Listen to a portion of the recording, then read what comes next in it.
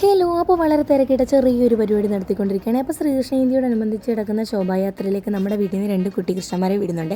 അപ്പോൾ അവരെ ഇങ്ങനെ ഒരുക്കുന്ന തത്രപ്പാടിലാണ്. അപ്പോൾ അവരിന്ന് വളരെ സന്തോഷത്തോടെയാണ്, അതിലും സന്തോഷത്തോടെ ആയിട്ടോ ഞാനിരിക്കുന്നത്. കാരണം എന്താ വെച്ച് കഴിഞ്ഞാൽ ഇത്രയും അടങ്ങി ഇങ്ങനെ സൈലൻ്റായിട്ടിരിക്കുന്ന പിള്ളേരായിരുന്നു, ഇത്രയും മര്യാദയുള്ള പിള്ളേരായിരുന്നു ഇതൊക്കെയെന്ന് ഞാനിങ്ങനെ ആലോചിച്ചു പോവാം. കാരണം എന്താ വെച്ച് കഴിഞ്ഞാൽ പതിവ് പോലെ ബുദ്ധിമുട്ടും കാര്യങ്ങളും പ്രയാസങ്ങളും ഒന്നും ഉണ്ടാക്കില്ല. വളരെ അച്ചടക്കത്തോടു കൂടി ഇന്ന് എൻ്റെ അടുത്ത് ഇരുന്ന് ഓരോ കാര്യങ്ങളും ചെയ്യാൻ എന്നോട് സഹകരിച്ചിരിക്കുക കേട്ടോ. അപ്പോൾ നമ്മൾ വീട്ടിൽ നിന്ന് തന്നെയാണ് ഇവരെ റെഡിയാക്കി ക്ഷേത്രത്തിലേക്ക് കൊണ്ടുവന്നത്. കാരണം എന്താ വെച്ച് കഴിഞ്ഞാൽ അവിടെ ചെന്ന് കഴിയുമ്പോൾ ചിലപ്പോൾ മറ്റു കുട്ടികളൊക്കെ കാണുമ്പോഴത്തേക്കിനും മേക്കപ്പ് ഒന്നും ചെയ്യാൻ വന്നൊന്നും ഇരിക്കത്തില്ല, കളിയും കാര്യങ്ങളൊക്കെ തുടങ്ങും. അപ്പോൾ നമ്മളിങ്ങനെ നമ്മളെ കൊണ്ട് പറ്റുന്ന രീതിയിൽ നമ്മൾ 2 കുട്ടി കൃഷ്ണന്മാരെ റെഡിയാക്കി ശോഭായാത്രയിലേക്ക് പങ്കെടുപ്പിക്കാനൊക്കെ ഉണ്ടാക്കി കേട്ടോ. അപ്പോൾ അവരെയും കൊണ്ട് ചേച്ചി താണ്ട് ഇറങ്ങുകയാണ്. അപ്പോൾ അമ്പലത്തിൽ ചെന്നപ്പോഴത്തേക്കിനും എല്ലാവരും എത്തിയിട്ടുണ്ടായിരുന്നു. ഇനിയിപ്പോൾ നമ്മുടെ ആഘോഷം തുടങ്ങുവാണേ. കൃഷ്ണനെ കാത്തിരുന്നിതാ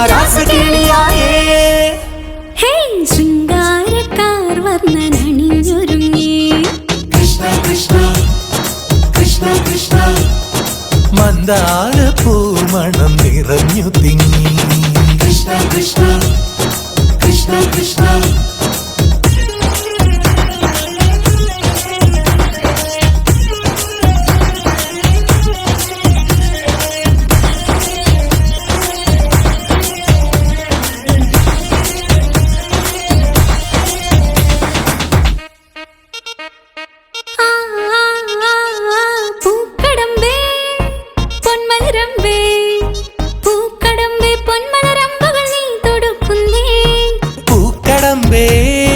പൊന്മലരമ്പേ പൂക്കടമ്പേ പൊന്മലരമ്പുകൾ നീ തൊടുക്കുന്നേ മധുരവെണ്ണതൻ കുടമുടങ്ങിതാ അധരമാകവേ മധുവണിഞ്ഞിതാ ഹൃദയമാകവേ പൂവണിഞ്ഞിതാ രാസകേളിയായേ